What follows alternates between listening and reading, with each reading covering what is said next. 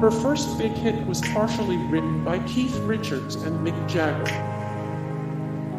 Marianne's first single was called As Tears Go By, cut while she was still in high school. It was co-written by Mick Jagger, Keith Richards, and Andrew Loog Oldham. Oldham was the manager of the Rolling Stones, and he had met young Marianne in 1964.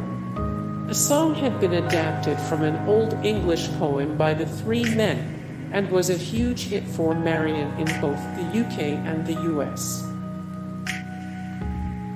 In spite of her musical comeback, she sustained several injuries due to substance abuse.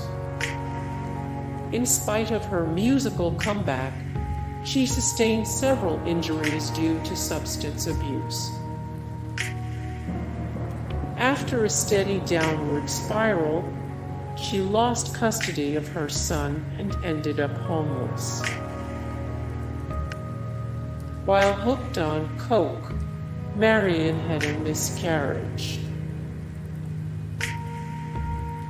She attempted suicide in an Australian hotel room.